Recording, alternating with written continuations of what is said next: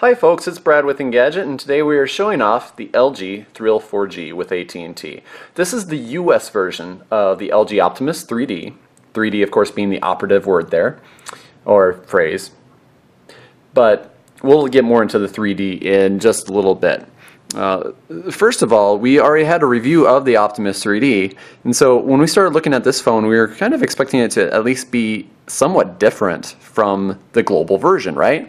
A lot of times you'll see global phones or phones that are primarily launched in Europe and Asia coming over to the US or Canada, and carriers like to put their own 2 cents into it. They'll design the phone just to be a slightly bit different. They'll have the user interface be tweaked a bit. So there's a whole bunch of changes that we usually see on North American phones when compared to the ones in Europe and Asia.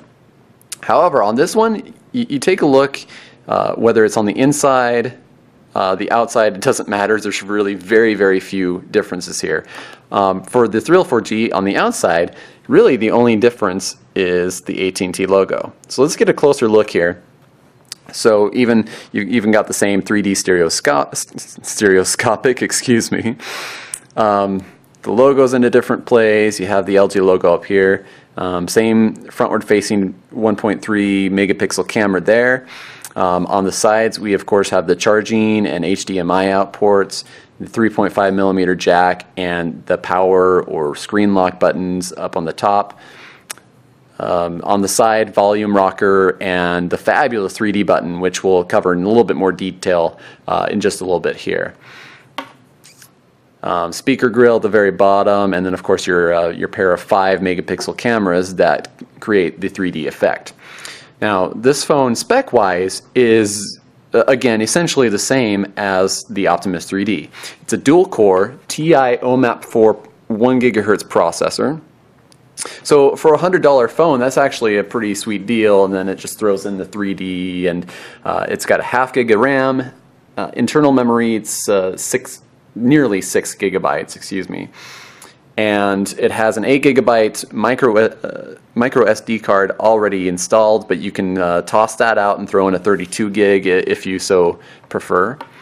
Now, as far as other differences go, really, I can't think of anything off the top of my head, with the exception of a few minor design UI tweaks. For example, an AT&T phone, or really any US phone for that matter, would not be complete without its fair share of bloatware. So we've got, a lot of the standard stuff that you would find. The UI, of course, looks very similar. Really, you're just going to be throwing in the AT&T Navigator, AT&T this, AT&T that, QX Lite, whoops, the calculator, yeah, that's the same. The Kindle, Live TV, those are just a few things that are on pretty much every AT&T Android phone. So that's just something that comes essentially standard. So nothing too new or crazy there.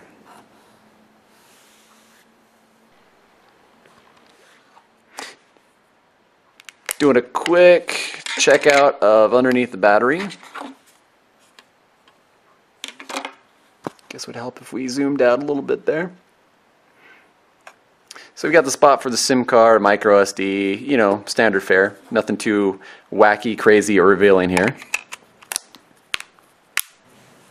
Certainly the defining feature of the Thrill 4G is in its 3D technology. Now, there's only one other phone in the US currently that has that same exact feature. So the Thrill 4G doesn't have a whole lot of competition in that regard. So if you're looking for a 3D phone specifically, it's really up to these two at the moment. You've got the Thrill 4G and then the EVO 3D. So we're going to do a little bit of a side-by-side comparison here, and we're actually going to get quite in depth on the difference between these two phones in a review, because this is really an important difference, or an important comparison to make, rather. That if you're specifically looking for 3D, you'll want to know which one is better. Now, with the two, let's take a look at the comparison. Of course, so we've got a lot of similar specs here. Same display size at 4.3 inches, roughly the same thickness, 12 millimeters, give or take a tenth of a millimeter. One of the biggest differences is going to be on the EVO 3D, where you've got this hard hardware button and a toggle switch. Let's get in closer here. So with the EVO 3D, you've got a nice little switch that you can just go back and forth from 2D to 3D super easy. And then of course you have this two-stage double detent button for your camera, so that will help you focus and then take the picture a lot faster. With this one, you would think, well, it's in the same exact spot on the phone as the camera button usually is, so you would think it's a camera button, right? Well, it's not. It's actually, it does play into the whole camera deal here, but let's show you exactly what I mean. So when you're on the home screen, or any screen that's not the camera app, rather, you press this button, and it's going to take you into this 3D menu. So you can go through, and right now you can't really see the 3D, but you can definitely tell that there's a little bit of blurriness there because of that 3D.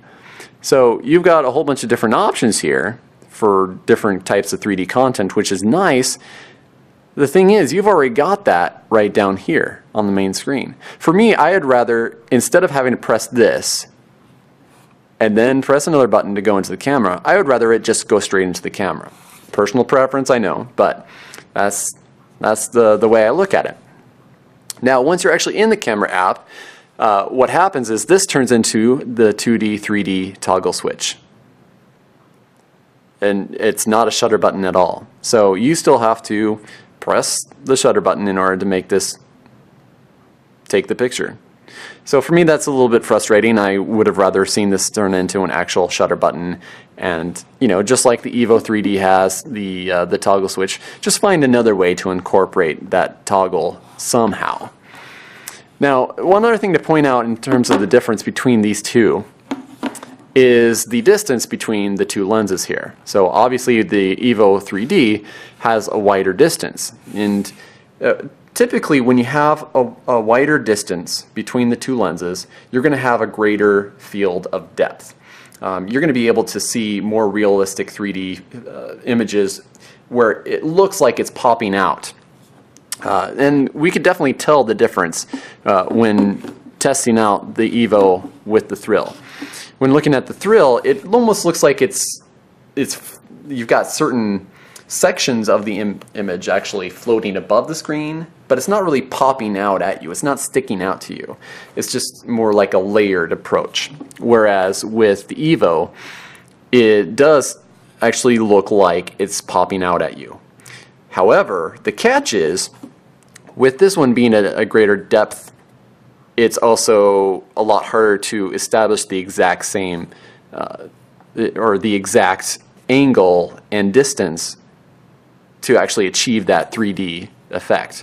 So there's, for me, going and playing around with the EVO, I spent a lot more time trying to find that specific spot to get the perfect 3D effect than I did on the Thrill 4G. So there's give and take there, and for a lot of people, the layered approach is all you really need, and frankly, it's probably less strain on your eyes that way. I did notice in comparing the two that I had less eye strain, and when I was when I was actually playing around with the Thrill.